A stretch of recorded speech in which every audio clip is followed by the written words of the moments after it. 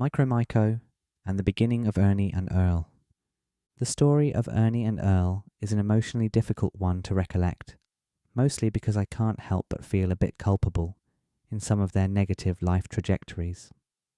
They were a pair of smiley, bespectacled twins I had grown up with since the first grade, and though we grew up friendly with each other, we weren't friends who hung out until high school. Ernie was the more bombastic of the two. He often poked fun at others, including his gentler brother Earl, and always tried to get a laugh and make a point. He could be just as polite and gentle as Earl, but there was usually an edge to him. As I've implied, Earl was much quieter and respectful, though he shared the same laugh and quirkiness as Ernie. Because of his propensity towards meekness, he was often the butt of Ernie's jokes, and what would start as goofing around in a social setting would often devolve into a fight between the twins. Regardless of their quirks, they both appeared to be the most harmless dudes you could ever imagine. They were a couple of skinny blonde kids who loved first-person shooter video games and playing airsoft with their friends, all the while possessing a collective personality not unlike that of SpongeBob SquarePants. The first bone I ever had to pick with Ernie was back in 8th grade, when I sported my first tie-dye t-shirt at school. It was a purple and blue tie-dye with a big earth on the front of it, with Grateful Dead bears dancing around the circumference of the earth, and reduce, reuse, recycle printed on the bottom. In hindsight, it was a shirt perfectly worth making fun of, especially since I didn't listen to the Grateful Dead and didn't even know what the bears on my t-shirt were related to. At the time, though, I thought the shirt looked really cool, and I was immensely proud of it. We were in Spanish class, and Ernie openly laughed at my t-shirt. "Whoa, groovy shirt, man. You gonna go use some hippie power after school?" A few others joined in his laughter. "Whatever, man," I replied meekly, as I realized that this was the first open stigmatization I had received for my green power user look. I wasn't exactly chummy with Ernie for some time after that, and my darker side sometimes feels that Ernie eventually got what was coming to him for mocking me like that. Fast forward to the end of sophomore year of high school, and the two twins were in the same homeroom as me and River. As a lot of kids did, the twins grew interested in the green power sometime after they turned 16, and they knew that River and I were frequent dabblers. We made plans to go out in the woods one weekend in the spring, and we all tried a bit of green power up on some cliffs that overlooked a vast forest. I don't have any deeply imprinted recollections of that day, but I know that it was the first time the twins both tried the green power, and that I was the one who supplied it. A few weeks transpired, and River and I had the twins over his house to have a classic basement session, something the twins desired, because they hadn't fully grasped the green power's influence on their first go. I remember that night a bit more vividly, and it was all good fun. River and I laughed as these two goofy, ostensibly goody-good brothers got ripped on the green power and said all kinds of nonsense. It was all quite innocent. Just some dudes experimenting with the least dangerous of all powers, as kids that age commonly did. We had fun with them, but they weren't exactly chill as we understood it, and we weren't trying to hang with them again anytime soon, preferring our solitude together listening to music we both agreed with. Ernie went to town with the green power like a champ, while Earl stayed hesitant, and we questioned whether he actually felt it, or if he was just pretending. He assured us that he did, but we all had a secret wink that he was being a bit of a wimp about it, and hadn't given in to the full effect. Once we got into the summer, Ernie messaged me wondering if I could help hook him up with some green power. I was happy to do so, but shocked by the amount that he desired for his first purchase. It wasn't a ridiculous amount by today's standards, but a large amount of money for a 16-year-old to throw down on his first green power bag. A transaction was facilitated at the local tennis courts, and as I watched the hefty bag of green power go into the hands of Ernie from the best green power dealer I knew, I got the feeling that this was a transformative day for Ernie as a power user. Strangely enough, he was also stung by a bee after the transaction as we sat on the bleachers and inspected the bag. I didn't think much of it then, but it could be symbolic, as if Ernie had been stung with the poison of power addiction for the rest of his life.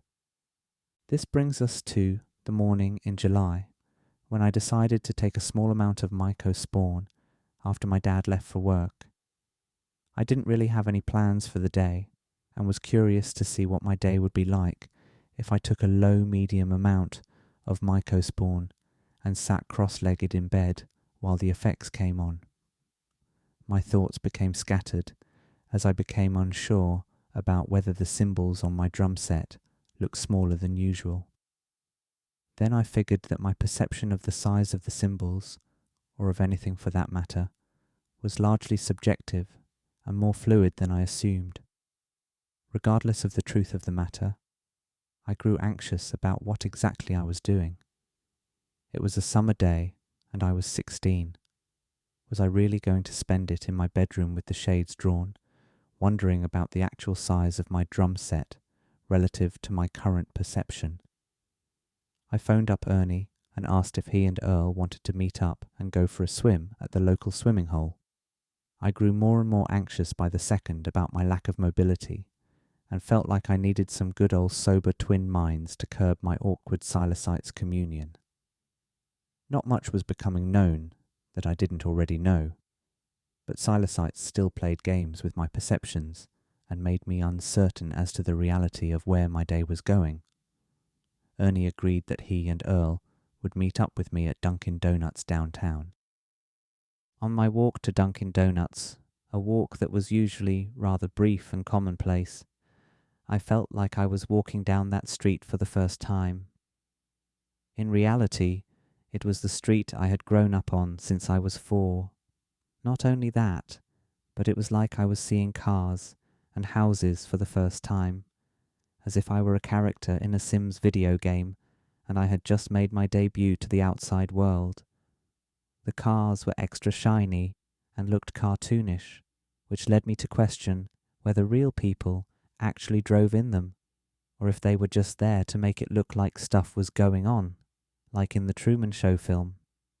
The houses equally possessed an animated sheen, like they were carbon copies of one another, plopped on the street like set pieces. Though it was unusual and a tad irksome, I was ultimately amused by the trepidation I could experience just by walking down a simple street, all thanks to the perception of Silecytes. When I reached the crosswalk, the stop sign before me assumed the same artificial aesthetic as all else, and looked more like an archetypal liquid than a solid object. I eventually made it to Dunkin', and sure enough, there Ernie and Earl were, right on cue.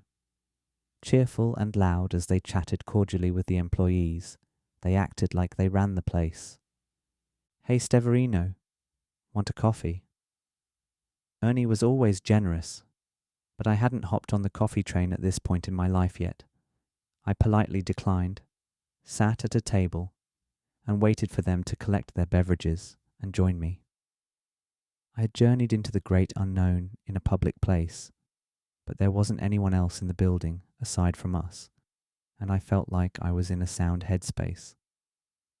Sure, I cautiously observed the strangeness of everything around me, but I wasn't weirded out or uncertain about my actions beyond the ability to keep composure. Ernie and Earl took their seats and asked me how I was doing. I contemplated, but wasn't exactly sure how to answer as I watched the two of them appear to be further and further away from me as the table elongated. "It's been a very interesting morning. You guys look really funny," I said awkwardly. It was unclear whether it took me a long time to reply, but they knew what was up and laughed at the strangeness. They suggested that we go walk to the swimming hole. I have no recollection of what we talked about on this walk, though I did receive a mental vision of a horse as we headed toward the water. The horse was there in my head as 16-bit art, and eventually marched off. I wouldn't be surprised if the horse was an incarnation of Silecytes displaying his majesty, marching off until next time we met, almost as a taunt. It wasn't as strong of an experience as I was used to, and in that respect, it was a bit disappointing. But then I realized that was my plan in the first place, to take a small amount and to see how the day went. All the green power consumption that occurred afterwards kept the Mycospawn vibes alive and proved for a peaceful day by the pond. Instead of swimming, I opted for conversing with Earl while I sat in the water near the shoreline, just to stay safe in case Silecytes might betray me and lead me to a drowning. To drown was unlikely, but better safe than sorry, and the heat of the sunshine while I sat in cold water was enough satisfaction. The twins had provided peaceful companionship, and I was generally satisfied with my little experiment, however unsure what to make of it. There weren't any huge moments of revelation, no new knowing provided by the great unknown, and it seemed that the amount of Mycospawn I consumed granted only a playful, trickster-esque communion with Silecytes. Fair enough, for I reckoned the future held promise, and the summer was enjoyable enough with or without Mycospawn in the mix.